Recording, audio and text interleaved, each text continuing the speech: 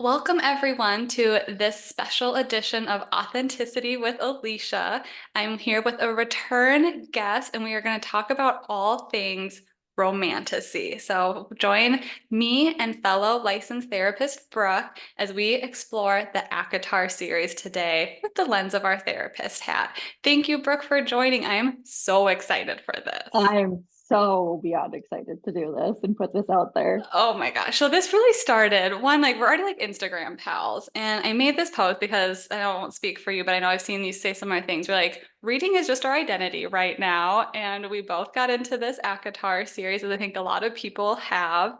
And I made this post, this Instagram reel, where I'm like, I'm really noticing a lot of women in particular are fascinated by the men in these books. And they're called like morally gray characters. And I was just like, the therapist in me was like, I want to discuss this. I want to dissect this. Why are we all drawn to this? And you're like, let's do this. Let's have this conversation. So we're going to start more vague, but like full disclosure, like there's going to be spoilers in here. So if you haven't read the A Court of Thorns and Roses series yet, you may want to stop because we're going to really dissect all the amazing and maybe not amazing characters. So Yes, yeah, stop this like right now and go pick up the book and then come back and let us know what you think. in like a week because you're going to binge read all of these because they're so good. 100%. Yes. So let's start with like what is considered a morally gray? Like how would you define a morally gray character in your eyes? I think like when I think about morally gray characters, I go back to like the first character that I could identify as morally gray, and that would be like Johnny Depp in Pirates of the Caribbean, where you're like, what is he doing? And like it's so intriguing because like if you look big picture, you can like see the whole scheme. But if you look Mhm. at each action individually, it's like, that's questionable. Like, Yes. what is happening there? And like, I think it's so easy to like focus on individual actions and be like, well, you're bad because you did this, or you Mm. lied, or you cheated, or you Hmm. stole. And it's like, but how does that play into everything? Yes. Oh, that's a good example. Like when what a good throwback too. Because Yeah, yeah, yes. I think like I really think of it as a continuum, right? And like that gray is literally in that middle of there's gonna be these things that on the surface, and maybe even not like they're dangerous, they're quote unquote bad. They're not the typical norms that you would do. They're powerful. And it's like on the surface, it's like, oh, that's kind of scary and I don't want that. But then you learn and you get invested and you look at that big picture, like you're saying, and it's like, oh, it meant something. There's an intention behind it, and it kind of like ropes you in. Yes. Yes. And it like gives you so much insight to their values and like Mm. what they're working towards. And so like I don't it just like it factors into like the history and like we're trauma therapists and so we're like all about the history, right? Like we're like I understand you based on the context of the things that happened to you. And so like making those morally gray choices, it's like, ooh, how did you get there? I Yeah. need to know more. Oh, that could be a whole other segment. I'm doing a Right. reread of the series right now, and I'm like, this is just like trauma response differences. Like half of these fights are just because y'all are handling trauma differently. Like it's Okay. okay. I have to ask though, Farah, she loved Tamlin, right? Hmm. Loved, like went back because she loved him. She didn't do any trauma work. Could she really be in love with him? That is the first place my brain went. She is so such a protector and has been for so long. When she felt in her gut something was wrong with Tamlin, she went back. Yeah. Is that love? Is that trauma response? Like I still get wrapped up Ooh. into that piece of it. That's a good, oh, I know we're talking about more like gray characters, but that whole dynamic is something too. I think she liked I think it was like maybe lust. Yes, like you're my first person who made me feel safe Yeah. and seen, Yeah. but is that love? I don't think she ever loved him. I also don't think he loved her. So I know we're jumping ahead, but Yeah, yeah, yeah, I yeah. don't think Tamlin loved her either. And I think I was not a fan of Tamlin. I think not, I'm anti-Tamlin, but I think when Did you like him at first? no. So Like, I didn't think oh, red okay. flags with him, but I was like, you're not cutting it for me. And I think like that's kind of why I was curious of like he wasn't portrayed as this morally great character. In these early books, Rhysand, the other character, is the considered morally great character. And I was like, I never liked Tamlin. I didn't hate Tamlin at first, but I'm like, you're not doing it for me. Like, I don't like something here. Did you like him at first? I did. I liked him at first. In This is what I liked about him though. I liked that he took her out of a bad situation and then gave her all this freedom to like figure out who she was and do whatever she wanted with her time to some extent. And that's why I liked him. Not because there was like this insane chemistry, not because of how he treated her, but just because like he saved her in some way. Like they were like barely scraping by and he saved her. Kidnapped. He did kidnap her. He did. He very much did. That is correct. Yes. I hear you. I think for me, it was like I view Tamlin as internalized toxic masculinity, where I think his soul is Ooh. probably, like, his intentions were probably fine. Like, I think at his core, I think he's a good person. But I think he is an example of how these good intentions can come out not in a good way. And I felt that in the first book of like, he viewed Feyre as like, you are weak and less than, and it is my job to protect you. So go run around and paint and be all frilly. And it's my job to be this tough, strong protector in your life. And I'm like, ew, boy, no, like, I don't know. I was not a fan.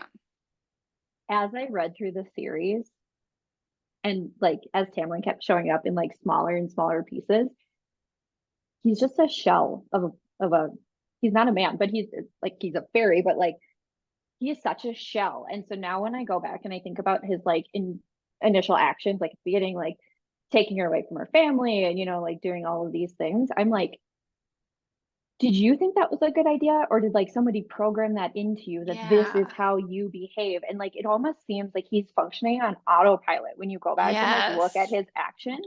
And so when you say like he had good intentions, I wonder if he has any thoughts going on in his head. Just like, No, what full you know what I fair. mean? Like that indoctrination where it's like this is just so Yeah. natural and programmed into me. And it's just, Well, I think you see yeah. that under the mountain even, where I'm like, boy, like you are a stupid boy right now. Like I can't That like meme that's like, I'm doing my part. I'm doing my part. And Tam was like, I didn't do fucking shit. literally. And I'm like, you have like this little like 19, 20-year-old human going Yeah. into this Fey territory, like this ruler who's been awful for 50 years. Like she's coming in, nothing, doing all this work, and you're sitting there. And again, that's where I'm like, I know, like in his mind, he's like, I'm, sheltering her to the so Amarantha can't see how much I love her. And it's like, why would this human come to save you if she didn't love you, right? I know we were talking about like, is this a debate? But it's like, there's Yeah. clearly something there. Like she's not just like, I'm this random human trying to make this rebel change in this fairy world. Like, no, dude, think, use your And brain. Amarantha knew at that point. Right. Like, And you're so not like, fooling anyone. so you're watching Rhysand do whatever to her, and you're not intervening, you're not showing any type of like protection over her. And so again, it's almost like that like indoctrination, and he's in this new situation. He's just like, well, I don't know how to behave because nobody taught me how to behave. And so he's just like Yes. in full shutdown. And so like, And I also think, like, yes, he's powerful, but I think he's only portrays that power when he's the most powerful in the room, where it's like, and I think he's threatened by other people's power. Like, and so you have this room of other powerful people, and then Amarantha, who's, having all this control over you. So it's just like he's like this helpless little thing of like I said, I don't know what to do. I don't know what to yeah. do in these situations where I'm not the most powerful being. Like I feel like he surrounds himself with people he knows he has power and control over.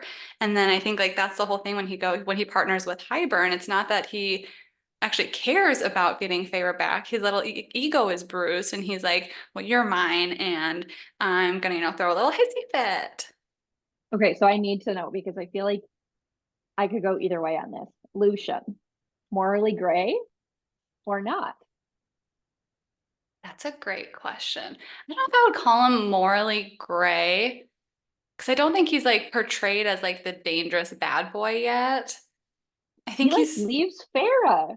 And No, it's I think like, he's like a douche in the first book where, but again, I'm like, you have the, again, this is why like therapists are awful at these books. I'm like, again, I'm like, yeah, you like left your family, you know, you were the black sheep in your family, so you found this safe place with Tamlin. You feel like you owe him something and his loyalty, so you're letting him treat you like crap in this like lesser second hand. So you're just doing whatever you can to keep the peace.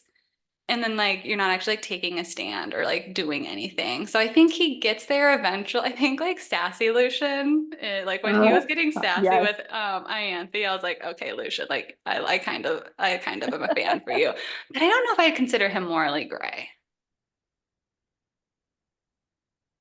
I think like when you look at bystanders, like, you know, the bystander effect, well, oh, somebody else will do something, but you know it's Mm, wrong. Like you're watching yeah. things that you know are morally wrong happen. And so it's like, are you responsible for that at all then? Yeah. Or like, yeah, so that's where I get super interested, especially like in book 2, where he knows Tamlin is crossing lines and Yeah. like he tries to have a conversation, right? Like very respectful of him, like great communication skills. You tried to advocate for your friend. You also just left it at that. And we're like, Right, like it is what it is. We're yep. just gonna let Tamlin, you know, have his little hissy fit and just yeah. That's a good point. Yeah, I think that, and I'm excited to hear more. I think the next book's going to be about like Elaine, Lucian, Asriel, all those type of folks. So I'm intrigued to hear more of his backstory. Because I think you're right. I think, like you said, like the morally gray on the surface, it looks like they're doing these like bad, stupid things, but there's Hmm. often this deeper like meaning for it. And Right. I do think he has some. Like I think there's more to know about Lucian. I'm so excited to hear more about Lucian. Like Lucian and Eris, I need backstories. Yeah. I need childhood. I need what was your relationship with your mom? And like I need that. I Like a need it. therapist goes into all the courts and is like, let's talk about your parents. And Eris is like, Right. let me tell you.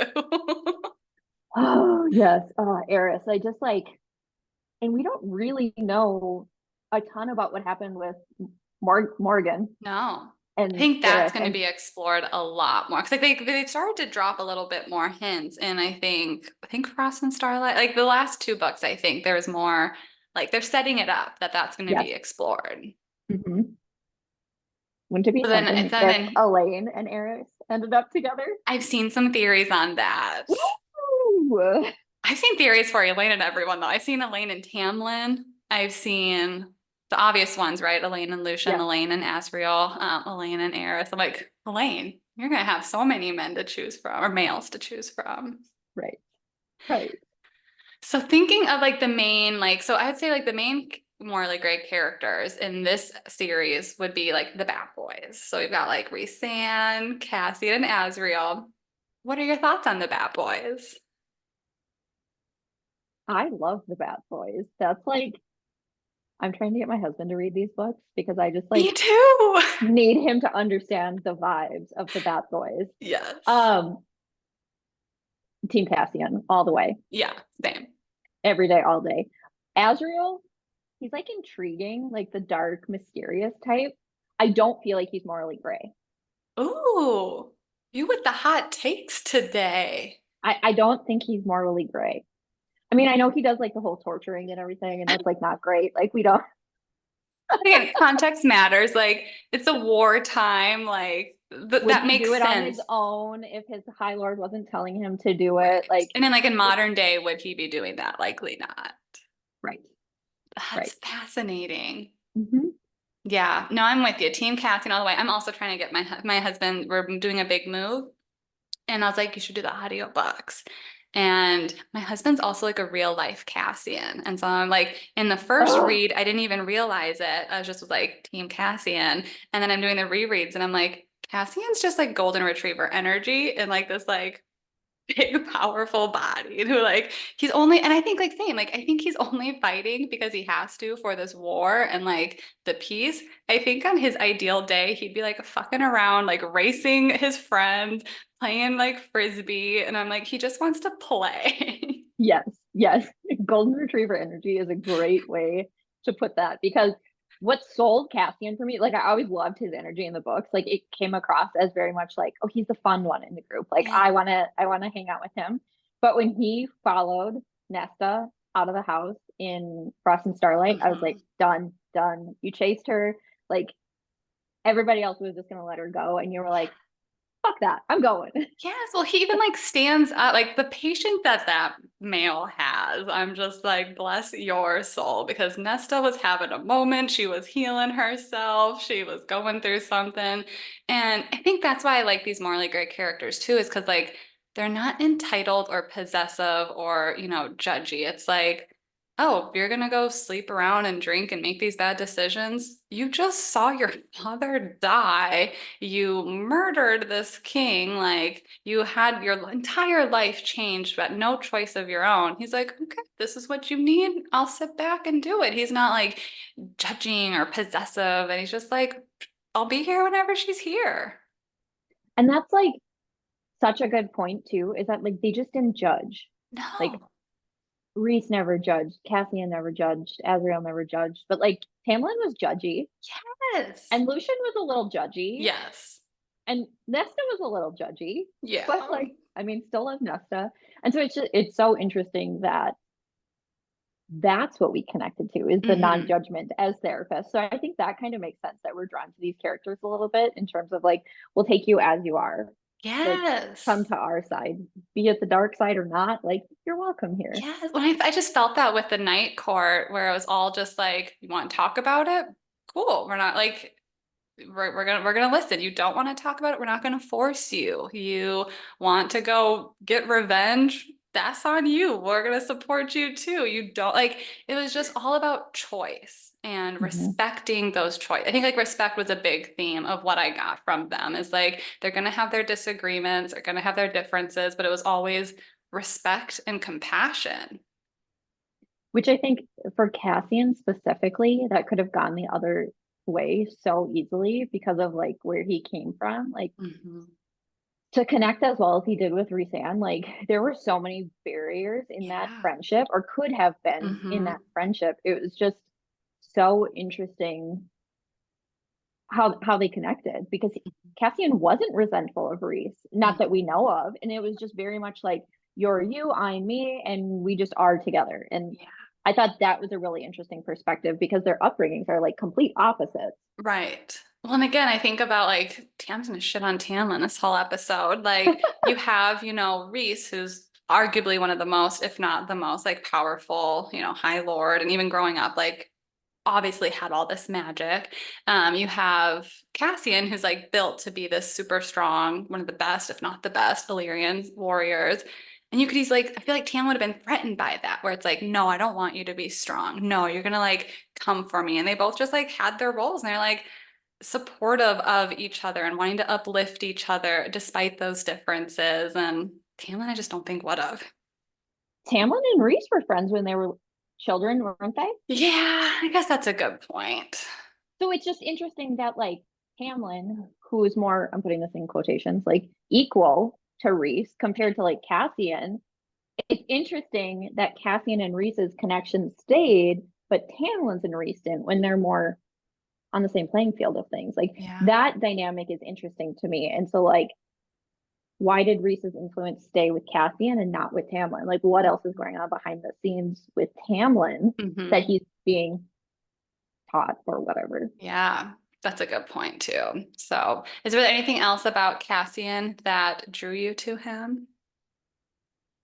I mean, I know he didn't say this. I know he took this from Amarin that like keep reaching your hand out. I it's just like such a beautiful visualization that he just like continues to reach his hand out. And even though it's getting slapped away, he's like choosing. I'm choosing to be slapped away. I'm choosing to be rejected Mhm. every single day just in an effort to make somebody feel better. And like I think that is so endearing that he just like did not give up. As much as he Yeah. wanted to at times, he was like, I can't do this. This sucks. Nobody else is giving her a chance. This is all on me. And he just didn't give up. Well, he didn't give up, and it wasn't that he felt entitled or like stocky type of thing, right? It wasn't like you need to love me, and it was more just like he was fine putting the like romantic feelings aside if it was like, but he was just going to be there, like someone in her corner. And he wasn't giving up no matter what she was going through, whatever hurtful thing she was going to do to like protect herself, he was going to be there. Whereas like I feel like other people in whether it's like even like the dark romance type stuff, like I read one of those, and I'm like, well, this is not for me. There's like this possessiveness where it's like, no, Mhm. like you have to. I'm not going to respect your boundaries. Like it was never, I felt like a violation of her boundaries. I probably was just like really oblivious to this. I did not think she was going to throw in there that Cassian and Nesta were mates. I did not see Yeah. that coming. I was so thrown by that because he behaved so differently, even than Rhysand when he knew he was Farrah's mate. Like you Hmm. knew Rhysand was obsessed with Hmm. Farrah. And like Cassian just played it so cool. And I was like, no way they're mates. Like she's gonna play this down the line. She's gonna throw somebody else in and it's gonna be like, do I be with my mate? Do I be with Nesta? Like it's gonna be this whole thing. And then she was like, no, they were mates the whole time. And he knew. I was gonna say, so you have to do the reread because, when I read it the first time, you had inklings, right? Where you're like, ooh, Mhm. like they really pair well together. I wonder if. And then I did the reread, and there was a moment where it happened just like Reese found out, where Reese at the end of that first book was like, oh shit, and like went away. The Cassian had that same moment, I think in like the second or third book or something. And I was like, that's when he knew. Like he knew this whole Oh, time. And you just thought it was like this like playful, witty banter type stuff. So you gotta do the reread. okay. Yeah, I know there's so much in there. It's so good though. But yeah, no, I agree. I think that that's kind of why I don't love Lucian right now either, is because, you have Rhysand who is willing to like, if Fair wanted to marry Tamlin, he would have been like, that's your choice. I will sit back, whether, if it's hurting me or not. And then you have like Lucian who's like, I'm gonna go live in your court and be there all the time. And just like poor little Elaine can't handle that. I just think like Lucian makes me sad. Like as more books go on, I just feel so sad because I don't have a better word, but I don't mean it in a negative context, but he's just so pathetic. Yeah. Like a lot of Like like if sympathy for him. Like yes. again, like the therapist in us, it's like we can understand like the life that he led or experienced has led him to this place. And it's just like, you are not your best version of yourself. I do think And there's going to be redemption. well, and there's speculation that Lucian was his mother's favorite, right? Or did I make that Hmm. up? No, Okay. you're right, because he's not actually like Baron's child. And Right. so And it's like his but mom's true love.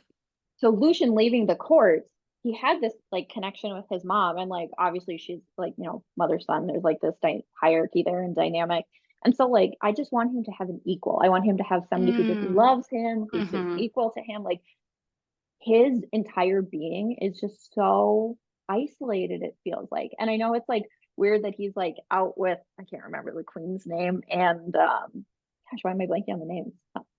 The human that was the Hmm. eyeball. Why can't I think of his name? Jurian. Durian, yes.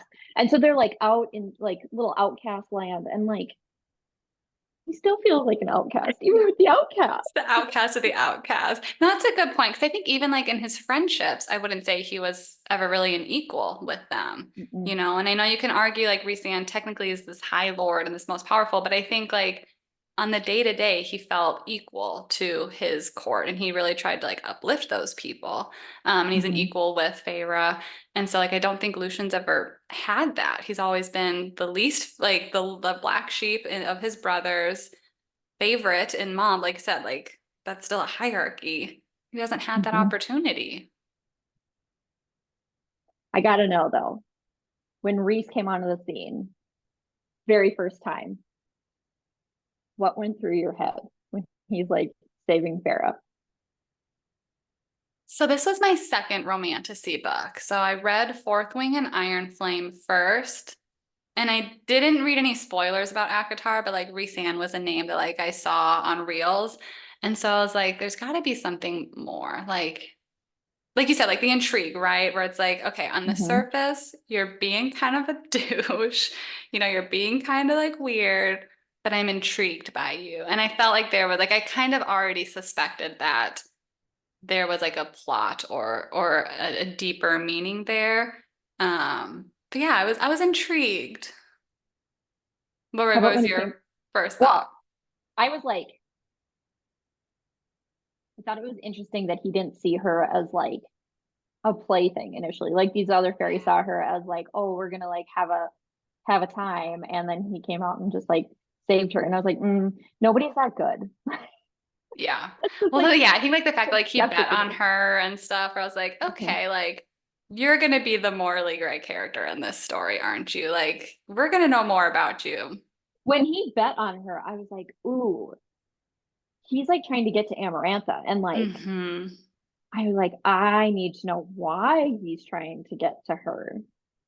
Because Yeah. initially, like you were led to believe that he like chose to be with her. Hmm. And that he's like this awful person, right? That just like murders all these people and is just loving this. And so yeah, I was intrigued. I had I had a suspicion that like there was going to be more. I didn't necessarily know exactly how calculated a lot of his moves were in that first book. But I was like, there's got to be another meaning here. Like Hmm. I would have been surprised. But yeah, no, I was, and I didn't like him for myself. Like I wouldn't say like, oh my gosh, he's my book boyfriend. But I did throughout the whole time. I was like, you seem more of like a match and an equal for Feyre. So I was always like standing them together. You could like feel the draw between the two of them. Yeah, like even early on and stuff. And it's Hmm. like, and you didn't know exactly the big picture until it's, explained later in the book. But it's like you could pick up on these little things. And it's like, I don't think he's doing this maliciously. And then you find out it actually wasn't at all. But it's made to look that way. Yeah, because he did like some really bizarre things that like you look at on the surface and you're like, okay, weirdo, like licking her tears. What is I that? still think that's weird. I'm like, or you're just like, yeah, like he makes out with her, which like you could look on the surface, like that was not really consensual, and it's not until Mhm. later where it's like, oh, I would rather be, viewed as this than, Tamlin, who's again, stupid boy, not thinking these things through. But yeah, like there's some of those moments where it's like, oh, what are you doing, sir? Why do you think he drugged her? I always go back to that still because like wouldn't she have just stayed in her cell? Thought it was explained like so she wouldn't remember things. Okay. But again, like that's not really consensual. Like you Right. could, and like I know communication's limited in this space, but I'm like, oh, you're not really like that's not a great thing to do, drug your partner without their consent, or just drugging Right. people in Drugging general. anyone. Let's just Like, not. let's just not. But I think the intention was like for her to get out of the cell so she's not locked up. Because I think like he could sense that being locked up was like hurting her. And so he's like, okay, well, we'll get you out, but we have to, make it look a certain, like, don't want you to like remember this. But I'm like, still, like, come on. Because he could have just put like images in her head to like make it more Right, enjoyable, right? Like there right, was a different way he could go about it. And so like that action, I'm just like, why? Why? right. Like, was that more? I don't think it was necessarily like for him either, but it's like, was that to get under Amarantha's skin? Like, there was an Or ulterior, Tamlin? yeah, like there was an ulterior motive there. Like, Hmm. did your opinion of him change during Silver Flames at all? Because he kind of was annoying me in Silver Flames. He was possessive. He was so Yes. possessive. I was like, And like, everything that I loved about you for Feyre of lifting her up, giving her choices, not locking her in, empowering her, strengthening her, that just went out the back door. I think Sarah J. Maas let his character slip a little bit in Silver Flames just because at what point in any of the books did we see Rhysand reject anyone? Yeah. And he was like anti Nesta from Yes. from jump. As soon as he like learned about Farrah's experience, he was like, nope, Nesta is like not redeemable. But like in my opinion, like Elaine was kind of just as culpable as Nesta was. She's just quiet and pretty, and so we give her a pass. Like Right. She was again, handling the trauma in a more like agreeable way. So we're saying we're rewarding that behavior. And also, like, your entire inner circle has done awful things at some point. Right. And again, like, we're the therapists, and also this is fictional. So it's like, we're like, oh, yeah, like, we can understand and give you context. And it's like we just said in the beginning of this, how that was such a strength of theirs to be like, you need to go through however you're doing it. And then to be so anti-Nesta. Hmm.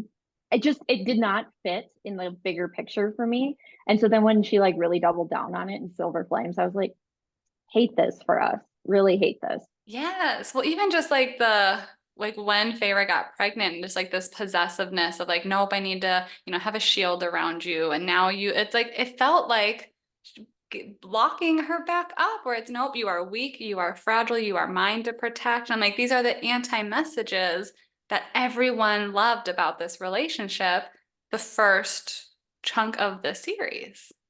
It also made me really think of like imprinting in the Twilight series, where like Jacob is like possessive over Renesmee. Like I was like, again, didn't love that storyline. And like now this same type of thing is happening. And I get that it's Rhysand's kid. It's Hmm. just also like, ooh, ick. Give me the ick. Yeah, it gave me the ick too. So again, like I've never been like, oh my gosh, Rhysand is my book boyfriend, but I was very much like, oh my gosh, you guys are so great together and this fit and this respect. And then I'm like, kind of your inner Tamlin is showing my guy. Like, come on. Ugh. So morally gray, Nesta. Yes, I was just gonna say, Can in we? the last little bit of time, we are both I was like, Nesta girlies. so when I was reading Nesta, so I was really annoyed with Nesta until the war when she like really showed up and protected Cassian and like really showed up for the war. I was like, okay, there's more to her than this. And so Hmm. I, at that point, was like, okay, I need more backstory. And as that thought went through my head, I thought of something one of my supervisors when I was getting trained in EMDR said. And so she said, kids that grow up in dysfunctional families do one of three things. Have you ever heard this before? No. Okay. So kids raised in dysfunctional families do one of three things. One, they lay down and die because humans can just stop fighting for life and just like cease to exist, Hmm. which is kind of what Nesta did. Hmm. And I have never had anybody come into therapy, obviously, who's just like laid down and chose not to do anything, right? Because we don't see those type of people in therapy. The other two options are they get really destructive, engage in some questionable behaviors, and then they like overachieve. Hmm. And so you can look at Farah as your overachiever, taking care of Hmm. everybody and having to be the savior. And then, we have a bunch of people who like went out and kind of did rebellious things. Hmm. Um, but because I've never had context for somebody who just kind of like laid down and gave up, it was so intriguing to me when I made that connection to Nesta because that is almost exactly what she did. After Hmm. her mom was no longer there, she was like, well, I've been programmed my whole life for these things. And, I was led to believe that a man is supposed to take care of me and Hmm. my dad is not doing that. And so my understanding of the world doesn't fit anymore. And I don't know what to do with that. And I'm going to lay down until he makes the world what I want it to be. Well, I think, yes, no, spot on. I never like thought of it in those terms, but I think she kind of even eventually, as she starts opening up more, is like, I was just waiting for him, my dad, to like step up and do something. She's like, I was waiting for it to get so bad I have that he goosebumps was because for, like like, that he would do that. how many kids wait for their parents to like show up for them and like Hmm. how heartbreaking when you think about it from that context. Like, yeah, when you compare her to Farah, she looks like a brat. But if you don't do the comparison game, which we shouldn't with siblings, Hmm. it's such a different story. Hmm.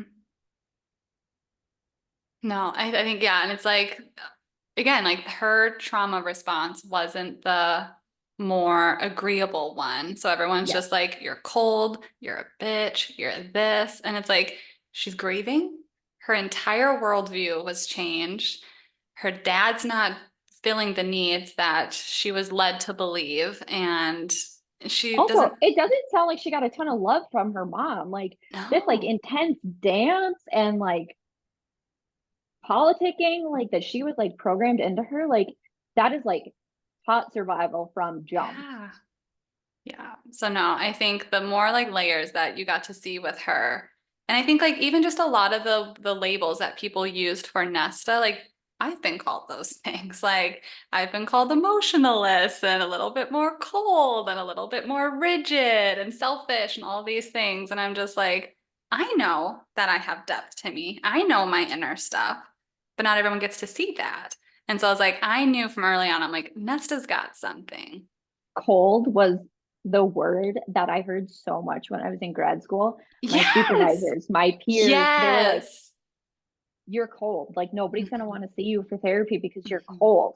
And I was like, it was just so out of alignment with what I felt because internally I have so many emotions and Mm. so much depth of understanding for people in the world. And I'm always 12 steps ahead. Mhm. But again, I was programmed, you don't show the world that. You Yes. keep it in, you put the poker face on. And so, just like Nesta's skills of dancing, mine Mhm. was reading situations, reading Mhm. people, and making the smart choice Mhm. to pick an option where I knew I was going to be accepted. Yep. And that's not showing tons of stuff on the outside. That's not tons of spilling your heart for everybody to Mhm. see. And so, like, yeah, I think there's a lot of us women who choose the less socially agreeable options who are really misunderstood Mhm. and outcasted. Yes. And then we get labeled the problem. We get Yes. excluded from things. We're called, oh, she's crazy. She's this. And we get all these labels. And then like that fuels it, right? Then we internalize it. It's like, oh, well, it's not safe for me to then show these vulnerable pieces. I've tried to show these pieces of myself and those have been rejected. And so it almost like enables this cycle of building these walls. And I think we really saw that in Silver Flames, where she wasn't as excluded in those earlier books when she really started to like, you know, it just kept happening. And so then she was doing these more destructive things and kind of being a little bit more sassy. And so then it was that self-fulfilling prophecy. Then people were being mean back to her. And she's like, oh, see, I need to keep building these walls. These people aren't safe for me. And I think she just Because felt so you much. almost question if they're right. Like, how can all of these people have the same opinion of me Yes. when I feel different? So it must be me. I must be the problem. And Yes. some of that like self-gaslighting. I think so. And I think too, I think you've said something earlier that I really resonated with. And I think, this would be a Nesta thing too, where she felt so deeply actually. Like it Yes. wasn't that she didn't feel things, but it was she felt so much and it felt out of control and it felt overwhelming. And so she did what she can. And what a lot of us Nesta people do is we find ways to remain in control. We've learned that we need to be in control and to manage things and to achieve and to do these things. Otherwise, bad things will happen. And then if you look at the context of her like recruiting like Gwen and all of the people working in Oh, the library, which is like so sweet, but also how do a lot of therapists get into the field? We just want to help people yeah. versus save people. Dying. That's just a low-key therapist, just healing all these women's traumas, though. She's just like, I see you, I see your hurt. And like, it's not even that they're talking to her. She just knows. Like, I just imagine that library has to have this like pulsing energy of like woundedness and Yeah. trauma. And you just like walk in and you just feel it everywhere. Mhm. And it's like, I am home. I am amongst Yeah. my people. I don't even need words, but No. I know you are like me and let's save each other. Yes. And I think like you do, I think you find like the Nestas like are together. Like we bonded before we even knew we were both nestas, and it's just like Yes. we feel that safety there where oh, you're not going to judge me for not doing this. You're not going to put these other expectations on me or shame me for not following this really nice, presentable, good girl mold that the society likes to reward. It's I see you, you're safe, you're feeling things, and they just got to Just think be. about, yeah, think about how all the women showed up to training in different clothes. Like everybody just came in what they were comfortable with and did what they were comfortable with. And like there was no judgment. It was just like, yeah, we're going to meet you right wherever you're at. No problem. Hmm. No, the Valkyries were my favorite. Like, actually, like I don't cry often. Again, I've been called emotionalist, but like the tears I cried during that book, so good. I don't know. Okay, so one time in the third book, I like audibly gasped and had some tears. And then when I was in Silver Flames, so many noises came out of me while I was reading that book. My husband was like, what is happening? Like, I'm not okay. It's just So good. I can't say how many times I was like, I can't be a parent today because I need to read this chapter. I need to Yeah. get through this part of the book. Like, I'm sorry, this is doing something for me and I just can't stop. Yeah. No, for sure. I am intrigued. I think there's more to Elaine too. Like Elaine's never been my favorite, but I think she's going to be more complex than we realize too. And I think there's a lot of like judgments that people would put on Nesta, like, oh, well, you're cold, you're doing these type of things. Where like Elaine's probably internalized a lot of these of you have to be soft, you have to be this, this trophy wife type thing. And I think she's given glimpses of like this stronger, more depth, complex person. So I'm really intrigued to see her complexity. Because on the surface, she just looks like flighty and like, I'm just along for the ride Like a and little I'll like just like, baby, whereas yeah, like that's why I was like, she would be great with Tamlin, who just like wants to like protect and be like, you're so fragile. But like, I don't actually think she's fragile. I think that's the appearance she's had to put on for things. the birth order in the Archeron family threw me off because I always assumed Elaine was the youngest. And every time it would come back Oh that she was the yeah. middle child, I was like, what is happening? This is not scientifically correct. You need to switch Farah and Elaine. Thank you. Right. I know. That still throws me. I think in my mind, it's also like Elaine's just like this little baby, but you're right. She's not. Ugh. Every time it came up, I was like, my entire world is shattered. I don't know.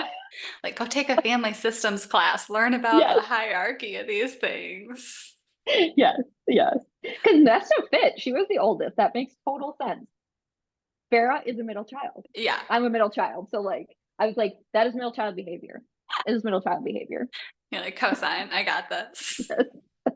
Any other just thoughts from the ACOTAR series of the main women characters, the morally gray characters, just anything standing out? I think the most surprising thing of that whole series was that I was more drawn to like the background characters a lot of times than I Ooh. was to the main characters. And so like I was always looking like behind Farah or behind Ruthann. Yeah. Like I wanted to know what was going on in the background because these people made them who they are. Fascinating. How about for you? Oh, I didn't think that deep into it. I definitely was like sold in the main character energy type stuff. But I think like as the story has progressed, it started out with mainly being like a Farah, Rhysand storyline. And then as the later two books, you kind of are seeing more of these backstories and the side characters and stuff. So I am invested. I was like, oh, I didn't know this was a thing we could do. Think about other characters besides these Mm-hmm. two. So my gears have been shifting a little bit more of like, well, who's gonna be like who's in the next book? I'm intrigued That's by some of just these. what I was going to ask you is whose point of view do you want the next book from? You only get to choose two. Whose point of views? Two, Yep. Elaine and Azriel. Ooh, okay.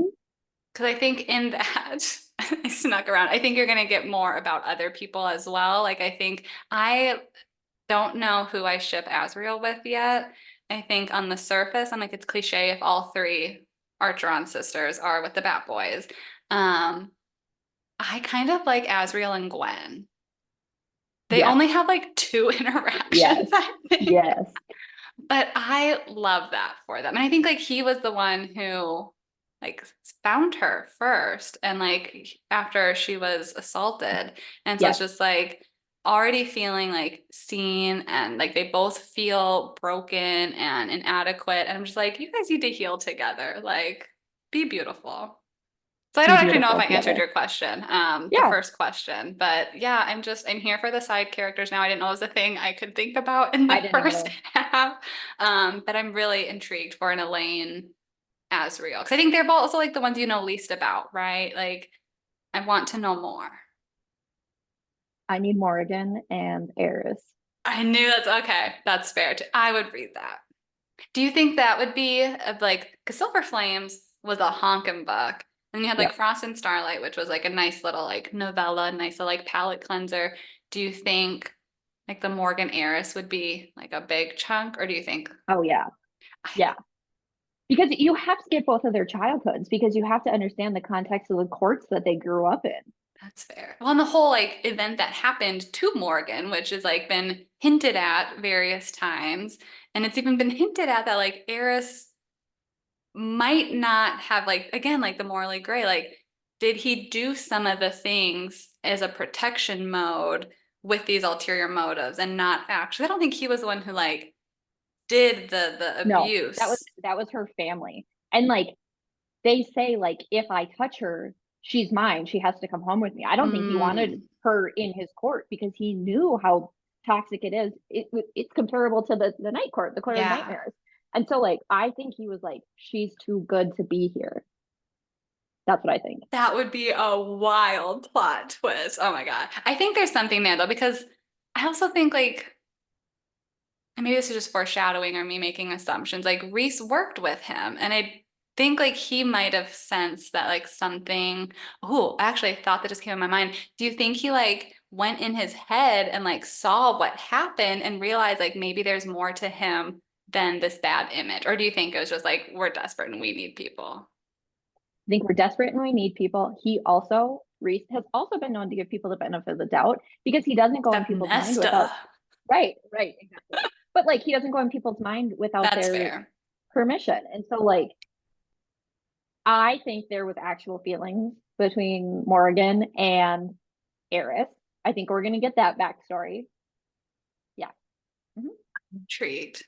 I'm intrigued. Well, we'll find out. Hopefully we'll have to do a round two for whenever that book comes out. Cause I think either way it's gonna be all sorts of thoughts. And if there's just other romantasy books you want to chat about, this has been great. I got into these characters and I know a lot of folks have as well. So thank you for chatting with me about this today. Thanks for having me on. It was so fun. I can't believe it. An hour has flown by already. I know. I will drop our like Instagram stuff. So if you have thoughts, let us know because we are gonna nerd out over this. This is our entire personality lately. So let us know your thoughts if you agree, disagree. And until next time, just keep being yourselves.